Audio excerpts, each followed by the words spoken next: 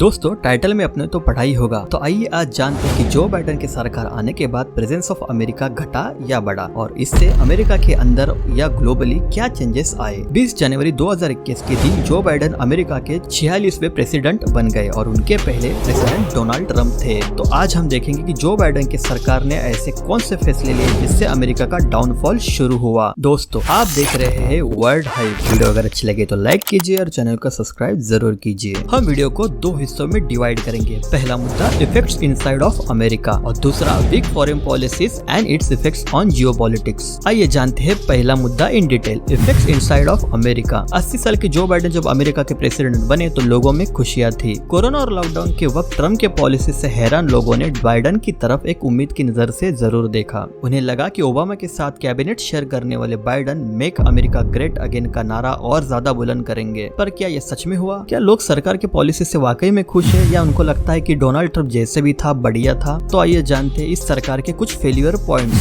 Point number 1, increasing inflation. Reports की माने तो जो बाइडेन के आने के बाद यूएस का इन्फ्लेशन रेट 14.9% से बढ़ गया है। इसका डायरेक्ट और इनडायरेक्ट इफेक्ट अब यूएस के मिडिल क्लास के लोगों पर होने लगा है। फूड, बच्चों के स्कूल के कपड़े तथा अदर एक्सेसरीज के सप्लाई और जरूरतमंद चीजों के प्राइस अब आसमान छूने लगे हैं। आसान भाषा में बताया जाए तो इन्फ्लेशन जैसे बढ़ता है तो सरकार टैक्स भी उसी तरह बढ़ाती है। और तो और अमेरिकन कंपनीज में रिसेशन भी आ चुका है जिससे कई लोगों ने अपने जॉब्स भी खोए हैं। Point number 2, real wages have increase by 3.5%। ये रियल वेजेस और नॉमिनल वेजेस होता क्या है? सपोज आप एक कंपनी में जॉब कर रहे हैं और आपकी सैलरी 10,000 है तो वो हो गई आपकी नॉमिनल वेज, और उसमें से अगर इन्फ्लेशन घटा जाए तो बचे हुए अमाउंट में आप कितना खर्चा कर पाते हैं, इसे कहते हैं रियल वेजेस। तो इस परचेसिंग पावर को कहते हैं real veg. Point number 3, increasing interest rate. US के फेडरल रिजर्व ने इंटरेस्ट रेट 0.25% से फिर से बढ़ाया है और ये इनकी 10वीं इंटरेस्ट रेट हाइक है, वो भी 14 मंथ्स में। और ये अनस्टेबिलिटी किसी भी डेवलप कंट्री के लिए अच्छी नहीं है क्योंकि इसका डायरेक्ट और इनडायरेक्ट इफेक्ट सिर्फ आम जनता पर ही पड़ता है। Point number 4, illegal immigration and crime. White house में जो बाइडेन के आने के बाद रिपोर्ट के अनुसार करीब 2.3 मिलियन लोगों ने अमेरिका में इलीगल घुसने की कोशिश की है और ये नंबर इतना बड़ा है कि अमेरिका का सबसे बड़ा चौथा शहर टेक्सास इसके आबादी से भी ज्यादा है। और इलीगल इमिग्रेशन के साथ होने वाले क्राइम से अमेरिका की आम जनता भी ज्यादा तकलीफ में है।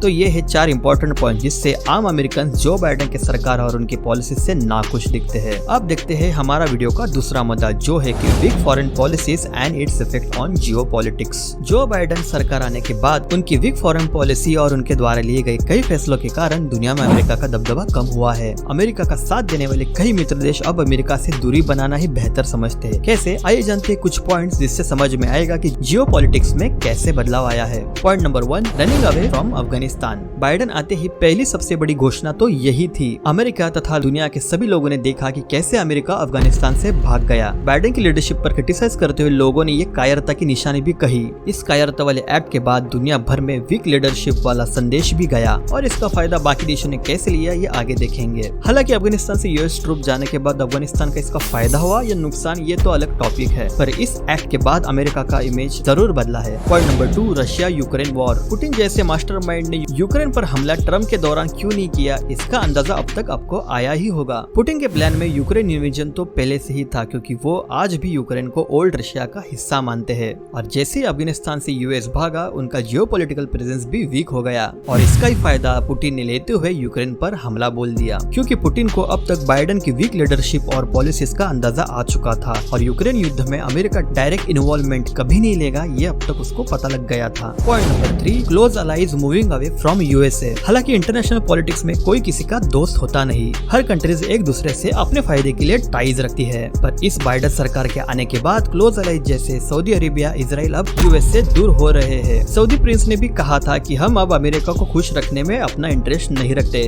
और तो और ऑयल ट्रेडिंग में भी यूएस डॉलर का दबदबा कम करने के लिए सऊदी अरेबिया भी अपने कदम अब उठाना स्टार्ट किए हैं और कहा जाता है कि सऊदी अरेबिया जल्द ही ब्रिक्स नेशन का हिस्सा बनेगा। सऊदी अरेबिया इसलिए भी आसपास के देशों से अपने नॉर्मल टाइज करने की कोशिश कर रहा है जो अमेरिका के दुश्मन से, फॉर एग्जाम्पल ईरान। और यही हाल इजराइल और बाकी मित्र देशों का भी है क्योंकि अगली लड़ाई अब इकोनॉमिक बेस पर होगी, इसलिए इजराइल भी अपने पड़ोसियों के साथ नॉर्मल टाइज चाहता है। Point number 4, dedollarization. ये वर्ड तो आपने हाल ही में कई बार सुना होगा। इंटरनेशनल ट्रेडिंग में आज भी डॉलर का यूज किया जाता है, तो डी डॉलराइजेशन का मतलब ही यही है कि डॉलर का दबदबा कम करने की कोशिश, और इसीलिए कई देश अब डॉलर का अल्टरनेट भी ढूंढ रहे हैं। हाल ही में हुए ब्रिक्स समिट में भी ये मुद्दा उठाया गया था और हम सरप्राइज नहीं होंगे जब ब्रिक्स नेशन भी अपने बीच ट्रेड के लिए एक न्यू करेंसी मार्केट में लाएंगे। तो हमने अपने दो अहम मुद्दों को डिटेल्स में डिस्कस करने के बाद ये कंक्लूजन पर आए हैं कि बाइडेन सरकार आने के बाद यूएस के इंटरनल और जियोपॉलिटिकल प्रेजेंस इन दोनों में अच्छा खासा बदलाव आया है और इसका ही फायदा रशिया और चाइना ने जरूर लिया है। यूएस की इस डाउनफॉल को रोकने के लिए गवर्नमेंट के पास कोई नई पॉलिसीज है या नहीं, वो आने वाला वक्त ही बताएगा। आपसे फिर एक बार विनती है कि वीडियो को ज्यादा से ज्यादा शेयर कीजिए और चैनल को सब्सक्राइब जरूर कीजिए। जय हिंद, धन्यवाद।